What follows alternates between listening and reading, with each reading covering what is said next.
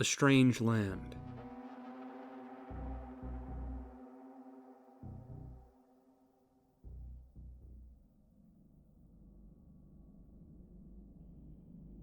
While most people wouldn't call Charleston a big city, it was plenty big to me. I'd come from Thurmond, a collection of run-down houses amidst the ruins of a coal town that boasted no more than 16 residents, my family of 5 included. By comparison to that dwindling ghost town in the West Virginia hills, Charleston was a metropolis. I came for work, like most do. I'd gotten enough practical experience growing up around amateur carpenters and self-taught electricians back home to land myself a modest job in construction. To my mind, it was a temporary arrangement, a necessary evil. I'd rack up money over the coming 5 years or so, head back home, and buy up some of the historic, empty storefronts and company buildings that had gone to seed. I'd stay with the family and fix them up, I thought. Maybe start up a bed and breakfast or a museum, something to draw a trickle of desperately needed money into Thurmond. The New River Gorge Preserve surrounds the place, and the scenery is, to my mind, more than beautiful enough to bring in weekend runaways from Charleston or Huntington. It was a good goal, maybe even a noble goal. It wouldn't play out that way, though. Most grand plans never do. I kept to the cheapest rents, and the quality of the dwellings showed. I took up living in an aging apartment north of the river, along Washington Street. It wasn't terribly dingy. It was just showing its years. Battered appliances frequently failed, and the landlord was constantly visiting the leaning apartment block to do minor plumbing or electrical work. He was an affable enough man, though, and the price was just right, so I can't complain. The area around the apartment was another matter. That I can complain about. Pills flowed like water through the shabby homes along the street, and the aimless ramblings of the half-sedated residents down to the corner store for beer and cigarettes were enough to make one think zombies were abroad in Charleston. Most residents were either cooked on hydro or too dazed by the hopeless decay of their surroundings to look much better. The first few weeks there, I had to grow numb to the constant clamor of the crowded street after a lifetime of peaceful silence in Thurmond. Not an evening passed without a rumbling car fresh off a pill run down south squealing into the lots, eager to sell off a new haul. The occasional ambulance screeched in with sirens blaring, to drag off yet another soul who'd sucked down their last fistful of escapism under flickering streetlights. Though I watched closely and worried over every distant gunshot or police siren at first, the sheer number of things to worry over gradually wore me down, and before the end of my first month in Charleston, I must have looked much the same as the other broken men and women going about their grim business around this one-time jewel in the crown of ancient Appalachia. I recall stumbling home after a day's labor once to find a middle-aged woman collapsed in the street around dusk, in a deep, opiate-fed sleep. I parked up outside my place and made to go check on her, but a man from across the street beat me to it. Or so I thought. I saw, on closer inspection, he was rifling through her pockets. Though he retreated when he saw me coming, and the woman seemed to shake off the situation with a pitiable, almost childish obliviousness when I shook her awake. That interaction set the tone of my whole stint in Charleston, and it was only to get worse as the days wore on. The drab dreariness of the place was made all the harder to stomach because it felt like it didn't have to be this way. The descendants of the hardy Celts and Germans who had peopled America's first frontier in these mountains were still here. You could see their keen eyes and fair features on Washington Street even through the premature ravages of drugs and despondency. Their names, Fitzpatrick, Kelly, Nix, Hanover, might as well have been titles from some memoir of the early frontiersmen who'd ridden with Crockett or Boone. And yet here, in the heartland of an aging empire, their forefathers had carved from the wilderness around us with steel and sinew, These men and women languished like slugs in the cruel sun. I couldn't help but contrast this with the well-to-do elite who crowded the cafes and restaurants near my job sites on the riverfront. Almost all were from far away. Almost all scoffed at the idioms and accents of the locals who drove in from the hills around the city. Here were missing the sturdy family names of hardy lineages from the old world. Instead, Cohens and Goodmans hobnobbed outside of law offices and bank branches. Walls were graffitied with the flamboyant political screeds of University of Charleston students, most of whom seemed equally divorced from the folk who surrounded their small outpost of urbanity in the mountains. Whatever went on back home in ailing and half-abandoned towns like Thurmond, or whoever died in their sleep in the hills surrounding downtown, it left little mark on the bustling city center. I tell you this not to preach about how rough life was, but to give you an idea of my frame of mind, the environment in which I experienced what I experienced that autumn, when the leaves fell, and those wraiths on the streets who had once been explorers and conquerors shivered against the mountain winds. It was in this strange land of contrasting faces that the strangeness began. It would have been late September, when we'd begun work on a few swanky new houses on the south side of the river. The trip home was a bit longer than usual, and I'd only exacerbated it with a beer run. I'd rolled to a stop along Washington Street around 11, long after the sun had fled the cloudy sky. I had a cold case of Natty Light under one arm, and I was aiming to drink myself silly for the whole weekend. A heavy rain started to fall as I pushed in my door, and I climbed the rickety stairs to my second-story apartment to the sound of grumbling thunder. I'd only just put the beer on my counter when I spied movement out the back window, which overlooked the sad little paved garden court my row of apartments shared with the identical building across the way. There was a cluster of rusted-out grills back there, and on a leaning old bench I saw a bony, frail silhouette rocking back and forth in the sheeting rain, alone in the glistening shadows of the still courtyard. I immediately took it to be an older woman who lived just opposite me in the building, whose name I didn't know.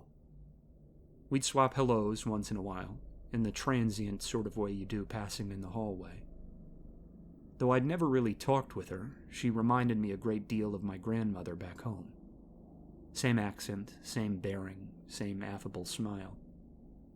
So, assuming the worst, I slipped out of my room, past her closed door in the hall, and back down the stairs. Perhaps she was confused, I thought.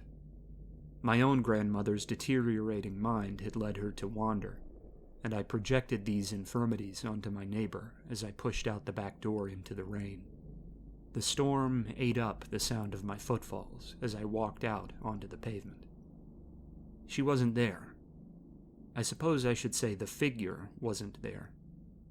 After a few minutes of searching the area around the buildings, I returned home to find my neighbor in the hallway taking out trash, dry as a bone and anything but confused. I almost asked her whether she'd been out in the courtyard, but I thought better of it and just went back to my beer. Someone else in the complex must have been out there, perhaps swooning and swaying in a pill-induced haze. I woke up late the next afternoon, a hard night of drinking in the glow of the flat screen behind me. The overcast afternoon was more silent and subdued than usual, and my lonely evening of games and pacing was interrupted only by the delivery guy carrying up my less-than-wise order of wings for dinner. That was up until the singing started up outside. It was soft, almost imperceptible. I only heard it because I'd been up to grab a drink from the fridge and had cracked the back window for a smoke earlier. The singing was drifting in through the kitchen window. I went up to the glass with a can in hand, and was more than a little surprised to see the same squirming figure sitting on the haggard bench in the courtyard. There was a second figure now, seated across from the first, both swaying and bobbing with the lyrics of a song I couldn't quite make out. This time, the night was calm and clear, I was curious enough after the last night's vanishing act that I didn't stray from the window after catching a glimpse of them. I pulled over a chair from the counter, suddenly conscious not to make any noise, and settled in to listen. They carried on for 2 minutes or so, the words droning and amorphous. I became more and more convinced as seconds slipped by that they weren't English words at all, but rather some chanted foreign tongue with which I wasn't familiar. Its cadence was odd and flowing, like Mongolian long song, where syllables and words are stretched out over many minutes. Then, all at once, the two leaned forward and rose clumsily off the benches. One, the newcomer across from the first figure, turned and made for the building across the courtyard. The first came my way, stumbling in a half-crouch as if drunk, or drugged at the very least. I got a slightly better look then. It was a she, I thought, wrapped in a frayed old coat and with a mane of filthy hair which almost entirely shrouded a pallid face. When she'd closed most of the distance with the building, I saw she was barefoot, with battered toes bared to the chill of the windy night. As she disappeared from my frame of vision at the base of the building, I looked across to where her companion had gone, expecting to see the other figure pushing into the apartments. Instead, I struggled to find anything, my eyes scanning the dark wall for a moment before catching movement along the ground, where the unkempt bushes broke to allow a view of the brickwork. There, through the claustrophobic mouth of some hole or crawl space set into the apartments, I thought I saw a blur as a shutter or door was slid back into place. Even more curious now, I leaned out of my open window. Again, the most likely places were empty. The back door of my building onto the courtyard was closed, and the sidewalk was barren. My gaze wandered. Then, up against the base of my building, I saw her, and she saw me. She was sliding into a small opening in the foundation of the building, just as her companion had done across the way. She'd gone in feet first, I guess, and was slipping in with her back to the ground when I leaned out. Though I couldn't really see through the matted mess of dark hair, I know she paused to register my movement. Then, without more than a second's shaky hesitation, she slid out of my sight. I spent a while puzzling over what I'd just seen, but it didn't take me long to get drawn back to the fridge for yet another can before slinking off to the couch to put the odd experience out of my mind. I told myself I'd call up the landlord tomorrow and ask whether he knew there were squatters or something in the basement. They must deal with a lot of that around here. That dismissal didn't stop me from locking the windows and double-checking the door to the hall, though. The night passed without incident, and Sunday saw me bug the landlord about those strange chanters in the courtyard. He seemed to take it almost as a matter of course. Said he'd checked multiple times before, and he'd never been able to turn up anything down there. He got a call about strangers on the grounds every once in a while, and the residents almost always thought it had something to do with the boarded-up basements. There had once been laundry rooms and shower stalls down in the basements of the buildings, he explained, but after some remodeling a decade ago, those had been moved to the separate structure they now occupied at the corner of the property, along with the mailboxes. Now they were kept firmly locked, and the little windows set against the ceiling down there were supposed to be blocked off. He said he'd be out the following afternoon just to be sure there was nothing amiss, and I agreed to show him where I thought the strangers had slid in the night before. After we hung up, I went for a walk around the courtyard, seeking to curb a bit of the anxiety which had reared up in my stomach during the call. Even with the light of noon spilling over the roofs onto the pavement, the gloomy little space seemed less than inviting. I felt alone here, and though a couple of staff gathering trash cut across the way during my stroll, there were no other residents enjoying the unseasonably warm day. Along the wall, beneath my window, I found the place where that strange singer from the night before had disappeared.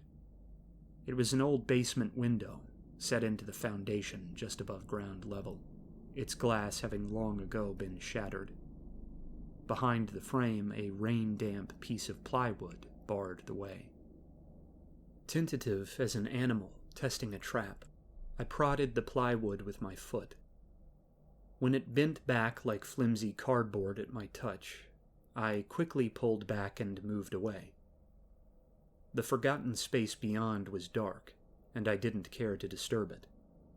I walked across the way to where the other figure had gone and discovered a similar window.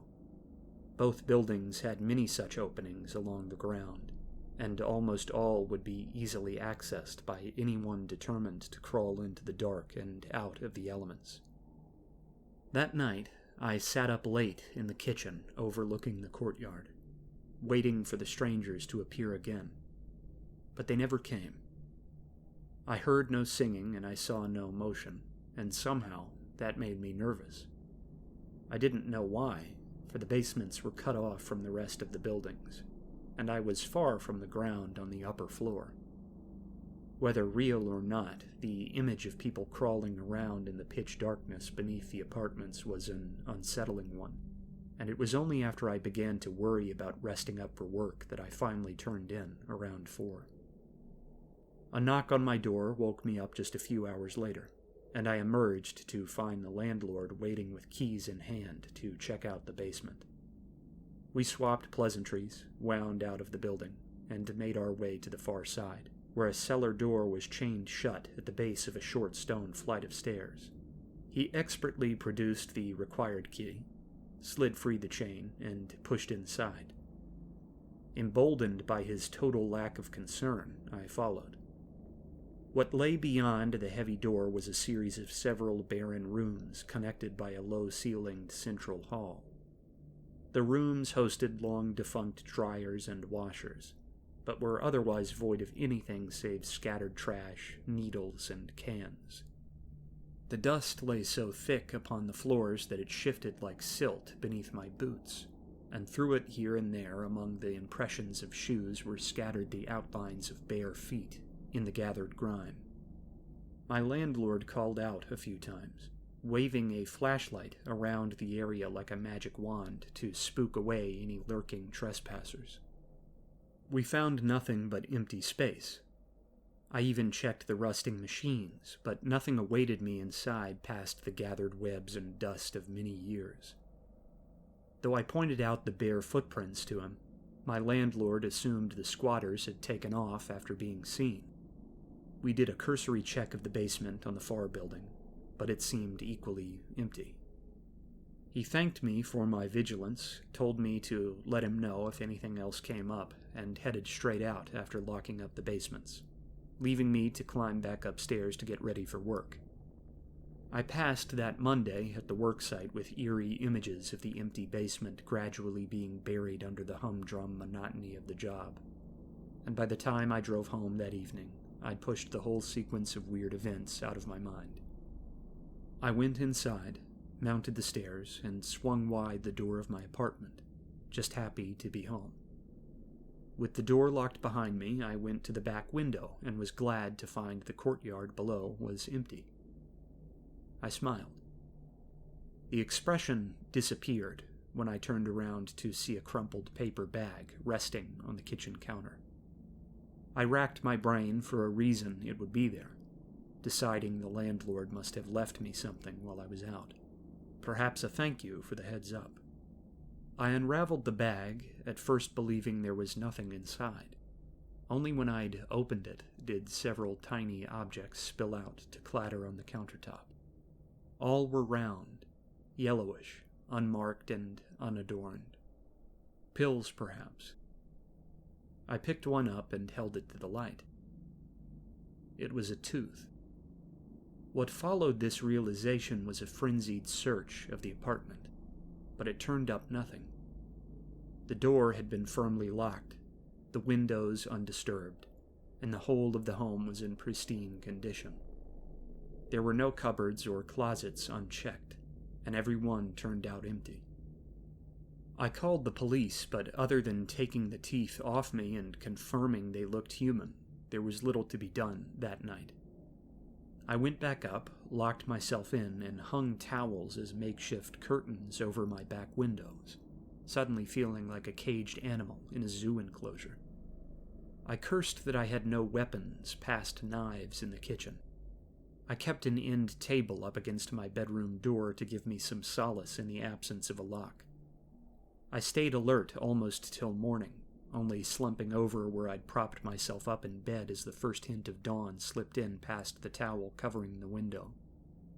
Every creak and neighborly disturbance in the odd building seemed sinister now, and even the few hours of sleep I did manage that morning were harried by bad dreams and worse thoughts.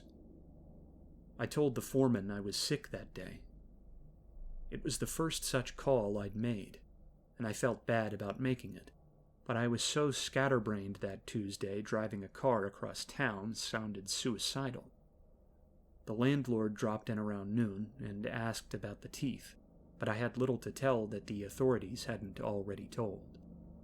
He checked the locks, searched as I'd done, and left with a promise that he'd be shoring up the windows in the basements and getting cameras put up in the halls.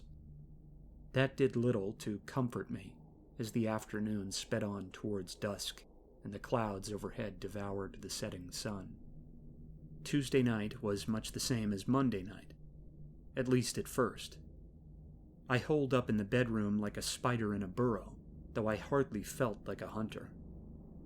Again, each creak and groan of the floor and walls made me twitch, and again nothing came of them. Midnight came and went, and I managed to eke out a few pages of reading between furtive pauses spent listening to the sounds of the night outside. Then, around 3, I heard it. That same indecipherable singing that I'd heard in the courtyard. The song was muffled, indistinct. I couldn't trace exactly where it was coming from. The more I listened, the more fully I came to believe it was growing louder. Perhaps below me.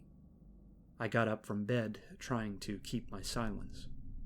My room, even lit by the lamp at the bedside, was dim, and I felt the shadows keenly as I traced the noise towards the far corner on unsteady legs. Phone held aloft for light in hands that shook with each stifled breath. It was growing louder.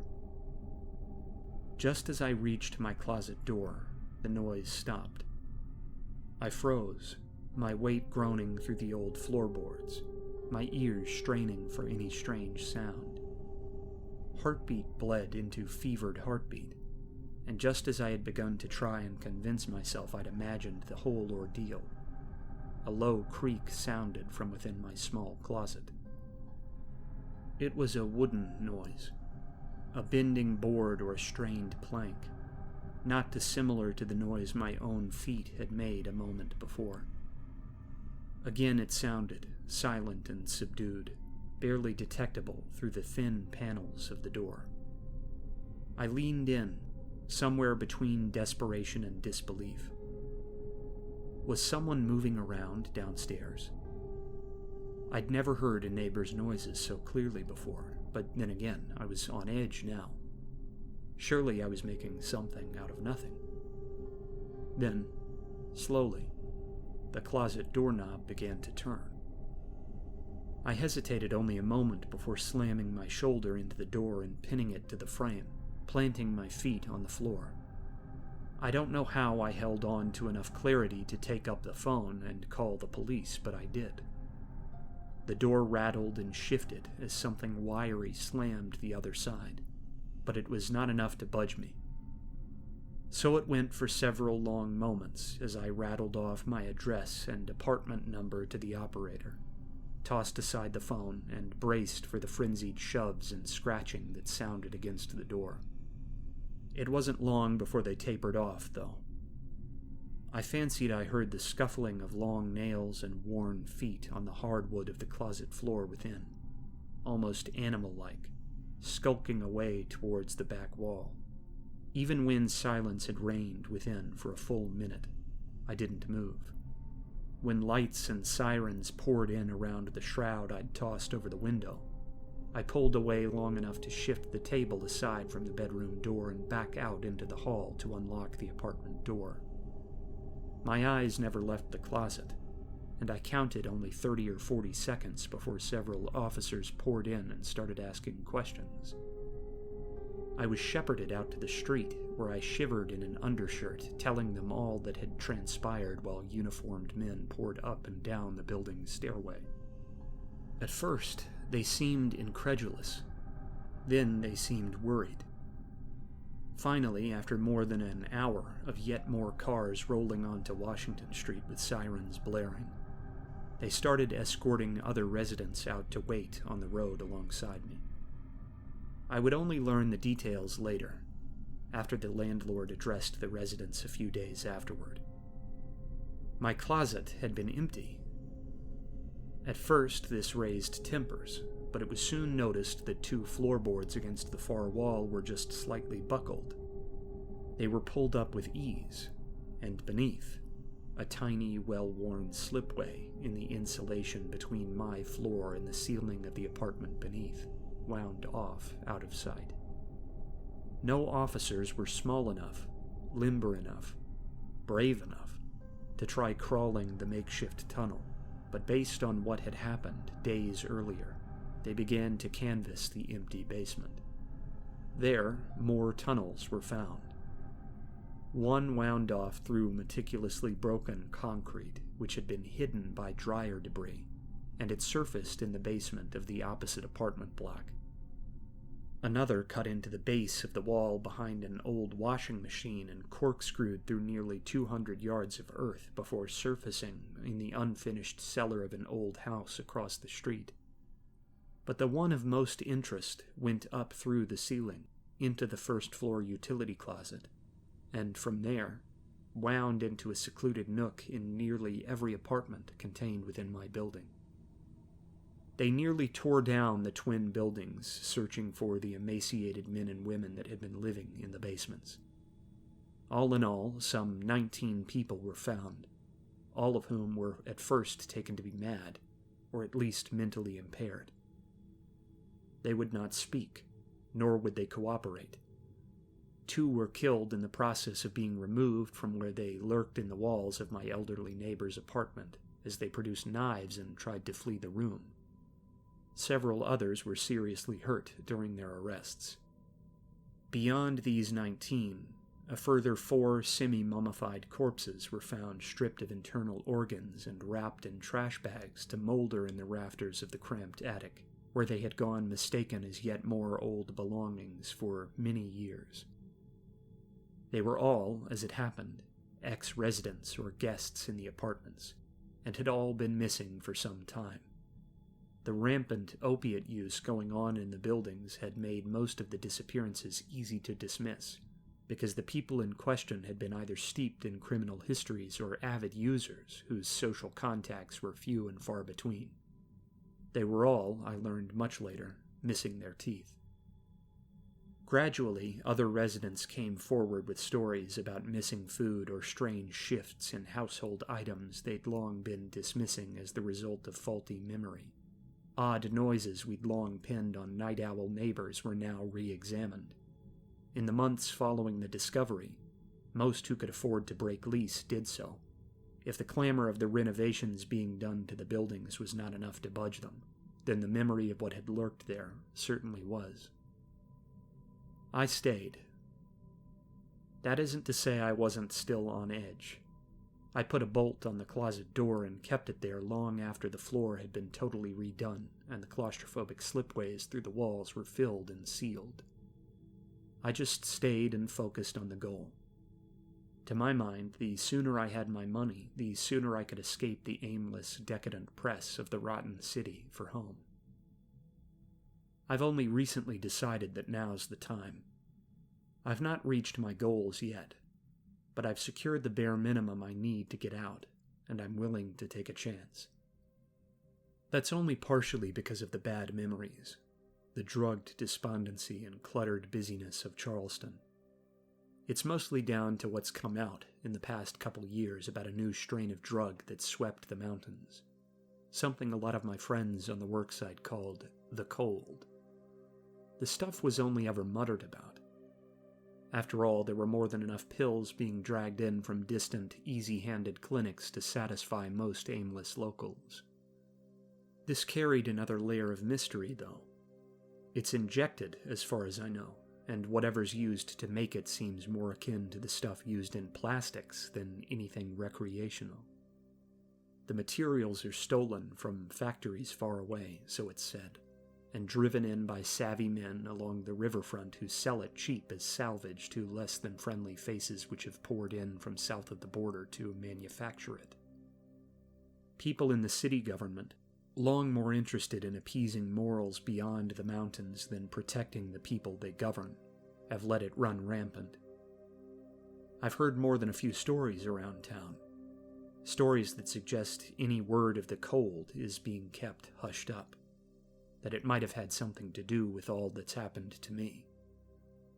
The whole harrowing chain of events on Washington Street seems to have gone wholly unreported.